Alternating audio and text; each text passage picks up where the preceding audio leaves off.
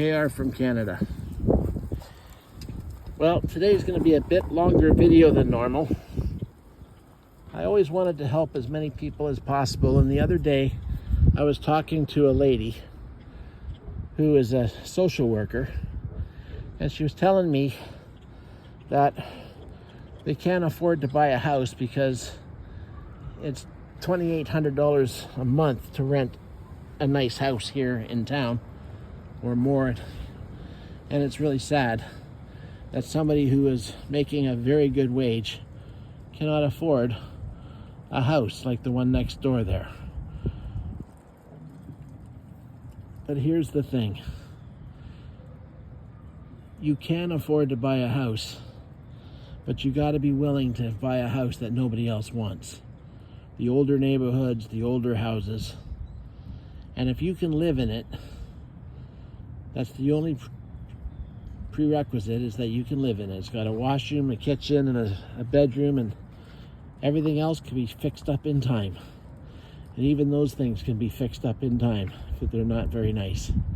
But the truth is, it is a lot nicer to be in a house with a mortgage of $200,000 or less than it is to be in a house with a $400,000 or $500,000, $600,000 mortgage. That is just crazy.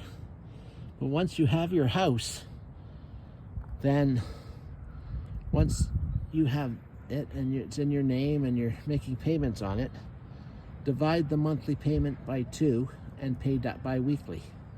Every year you'll have two monthly payments extra on the house, and then add another $50 to the mortgage. So you divide it by 2, pay it bi-weekly, and add $50 to each time you pay it, and then you can watch your mortgage melt away. But there's different ways to get a house. You don't have to do it traditional, go through the bank way. You can do rent to own. You can barter if you need. One time I did a bunch of painting in exchange for a down payment of a house.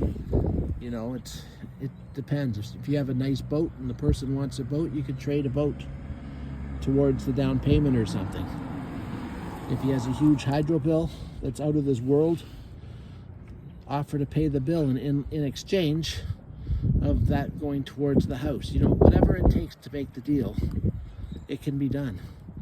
A real estate agent once told me, when I asked him, I'd like to buy a townhouse, but I want to do it by alternative methods, not just the traditional way of buying a house. And his answer is, you might be able to do that in the United States, but you cannot do that in Canada. Well, I'm here to tell you that 2 months later, I purchased the house, or the townhouse, and with a different real estate agent. And the important thing is I got in, and I was able to build on that to buy my next place. But what I'm saying is, basically, is once you have a house under you, you pay it down, make it nicer, and then you have leverage to buy a nicer house. But you don't fall in love with the house, you fall in love with the deal. The better the deal is for the house, the better you like it. Because in the end, you'll be able to trade that deal for a better deal. Anyway, I hope this has been helpful. I would recommend reading books that teach you how to do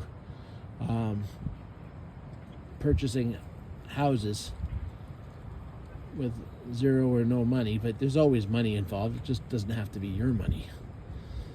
But regardless, I hope this is helpful. KR from Canada.